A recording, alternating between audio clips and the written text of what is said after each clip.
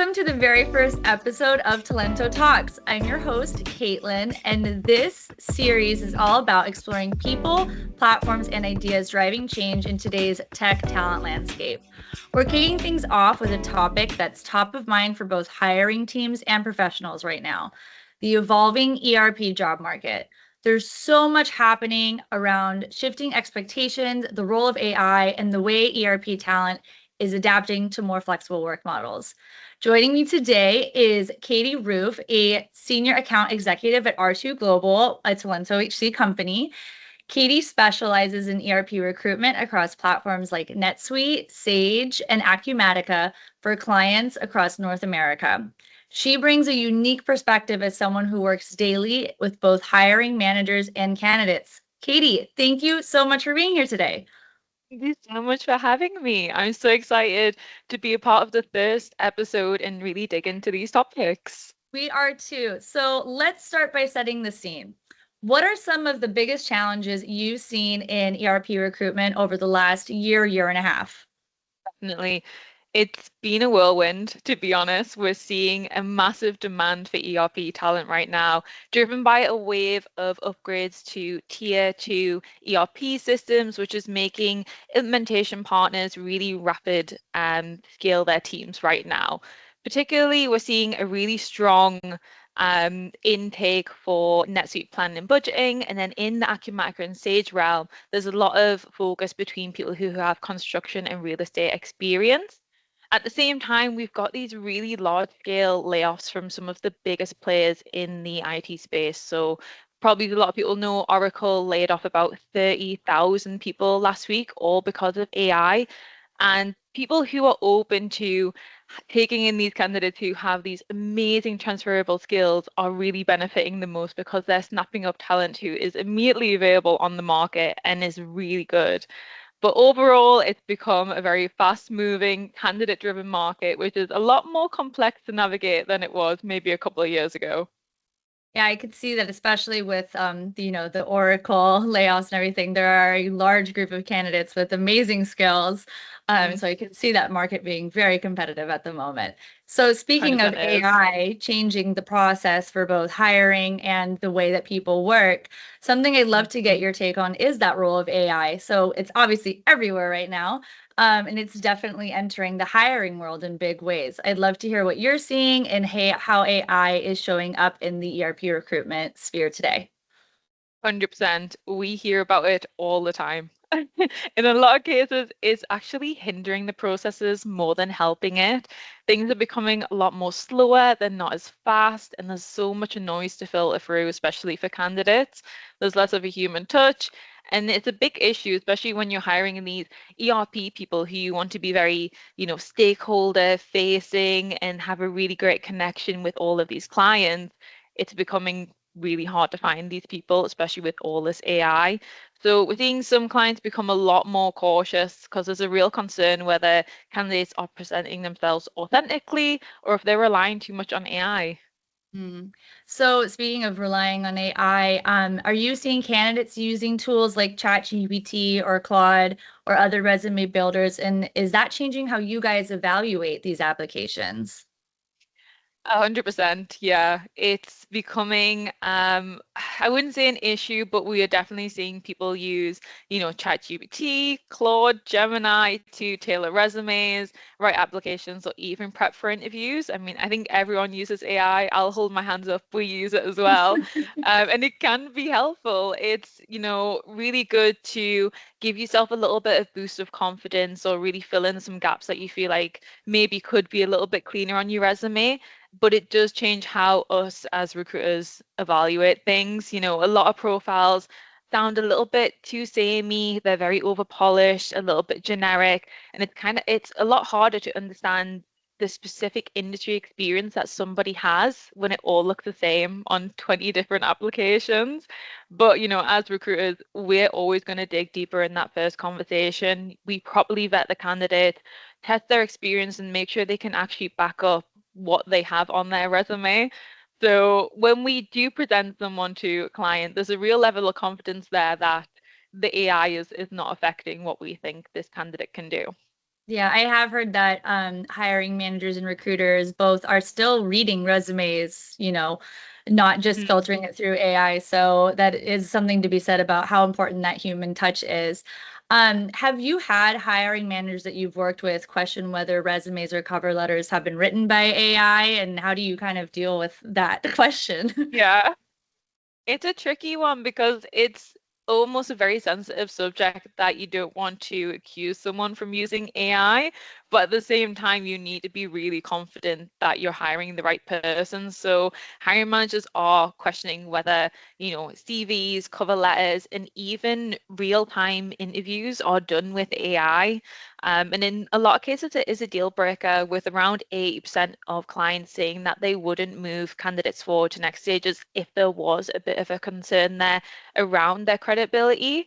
Um, I think as recruiters, we definitely understand people can be nervous and candidates might want that little extra bit of support, but that's where a good recruiter should come in. It's our role to coach candidates, help them know what to prepare, and even test interview questions back and forwards. I've done that loads with candidates on the phone. If they're a little bit unsure what's going to come up, we can run through prep, we can do a bit of a role play and see what is actually coming up. But at the end of the day, we want people to communicate confidently their experience and not rely on AI because it does a lot more harm than good.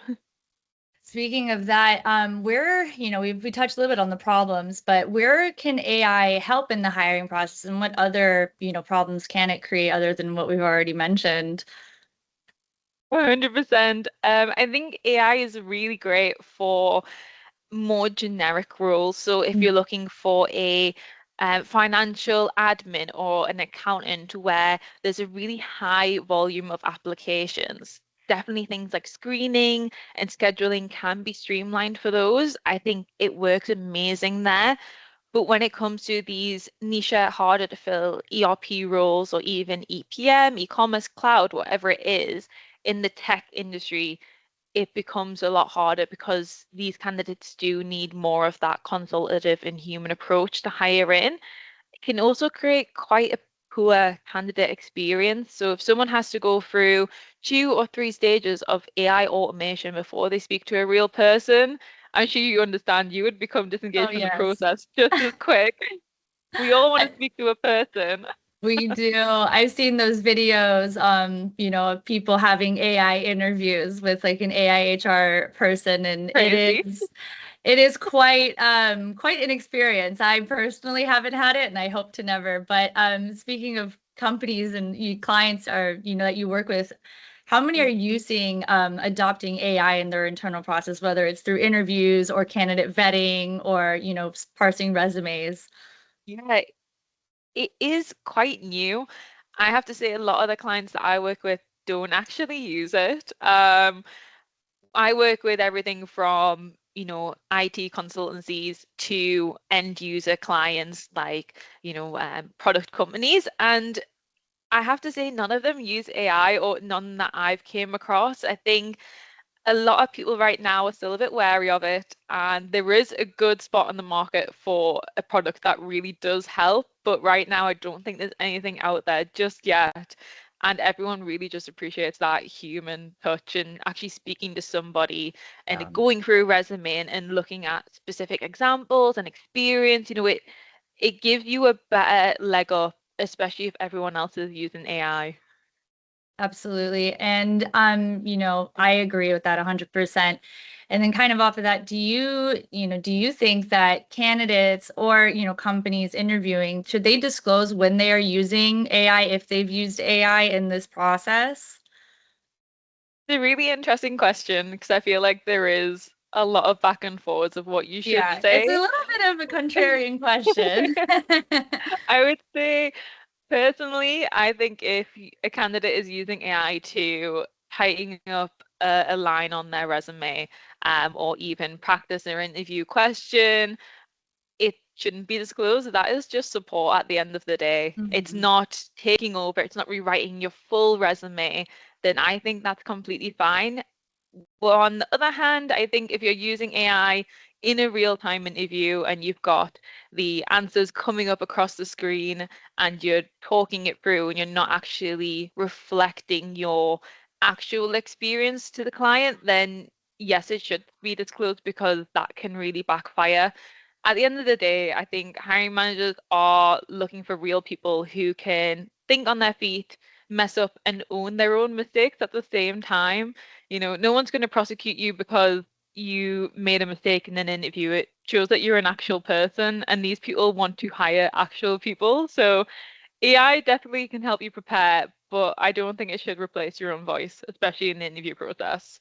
Yeah, people want to work with actual people. People want to be hired by actual people. There's a theme here. There's a theme. All right, amazing. Let's kind of talk about the expectations we're seeing between hiring managers and candidates. What are you seeing as the most common like disconnects between the two and what they're looking for? Biggest disconnect that we're seeing are the job descriptions that try and pack three roles into one. For example, let's say there's a job ad up and they're looking for a senior NetSuite functional lead with deep technical experience, 10 years of experience in NetSuite. They're 100% client facing and they're on site 5 days a week. It immediately narrows down that candidate pool and sets very unrealistic expectations. Now, sure, that candidate does exist, but they're on 200K, they're fully remote with unlimited PTO and stock options. It's a bit of a hard one because at the same time, we understand why hiring managers do this. Often it's their first hire in the company. They aren't 100% sure what a realistic talent pool actually looks like. They've compared their job description to the other 20 that's out there who are all looking for those unicorn candidates on the job board. So it does look realistic to them, but it is a massive disconnect that we're seeing between candidates who go, that's not achievable. So it is a little bit of a toss up, that one. I can see that. So, I'm sure this happens probably a good amount. How do you help both sides kind of realign their expectations and, how to get that clarity on what that great hire actually looks like, for these companies that might be looking for that unicorn? Yeah. It usually starts by asking the hiring managers to rank the most important skill for the role. So, for example, let's say that 10 years of NetSuite experience, that's number one, that's most important for them. And then they also need to have the WMS module expertise. And then on-site availability is third. That helps us and them really focus on what matters the most. From there, we can realign the roles to what's realistic on the market. So sometimes that is splitting that role into two, maybe, or upping the budget to fit the seniority, or even dropping maybe the third or the second ranked module that they really want. So the goal is to give the client and the candidate both a very achievable picture of what a great hire would look like and success as well. So that's where we come in. We're here to consult you. We're not telling you to change these things, but we're giving you a little bit of an insight of Yeah. what would actually be realistic and how we can help. Because we're never going to tell you you can find this unicorn, there's 10 on the market, because that's not a very good job as a recruiter. So that's how we would help someone realign. And that's what we do with the majority of our clients, to be honest. And, especially with the in office versus not in office, hybrid, obviously it shifts a lot per kind of role or, function people are in. It's different all around. But, are you seeing that younger ERP professionals are approaching career growth and work-life balance differently, specifically kind of with the way that they work now after, COVID and the demand for in office and, people's pushback on that? 100%. I think right now, those younger ERP professionals, whether it's Gen Z or millennials, are approaching their careers very differently. They're wanting to make an impact and they're definitely not afraid to speak up if they disagree with a process or a decision. They have the tenacity and they aren't shy about challenging maybe the status quo. And it's a really positive shake-ups for teams who might be a little bit stuck in the olden days, let's say. At the same time, work-life balance is hugely important. That's a massive shift we've seen since COVID. Everybody is now remote. Everybody has, 45 to an hour for their lunch, that they're actually sitting down and having their lunch and not working. It's become a massive change. So younger professionals are looking for more flexible, meaningful work, and their alignment to company values are weighted just as much as salary and title. So thinking long term and growth and purpose, it's not just climbing the ladder anymore, which is, how companies need to change their view on retention and engagement to keeping people in their seats. These types of candidates, though, they're amazing for these great succession plans. They combined initiative, insight focus, and they're very driven in growth, and they can become really great if a company invests their time into younger professionals, because I think that is really where your business is going to go 10, 20 years down the line in the future. Absolutely. Yeah. If you find that right person for that seat and they grow with you, I mean, that is a win all around, right? Absolutely. So speaking of kind of that shift towards flexible work, one, are you guys seeing more professionals choosing contract or freelance roles? And if you are, why are they shifting towards that versus those full-time roles where they can kind of grow within the company? Yeah, contract is definitely becoming more popular. I think at the moment we're seeing an uprise of younger people jump in the contracting route because it can be very attractive. It offers a lot of flexibility, the chance to gain a wide range of experience in such a short period of time. And it is often more lucrative. So for people who want to gain a variety of quicker exposure to different systems and industries, it can be a really great option. That being said, there's still a little bit of a stigma attached to contracting. Once someone's been in a contracting role for a while, it can be really hard to transition back into a permanent role if that's what you want to do in the future. So it's a bit of a trade-off. It can accelerate your earnings, experience, but you do need to be intentional about how long you stay in that space and how you position yourself for when you do want to move into a permanent role later on. Got it. Interesting. Interesting. Are there certain types of like ERP projects or roles that tend to be a better fit for these folks who, choose freelance or contract-based work?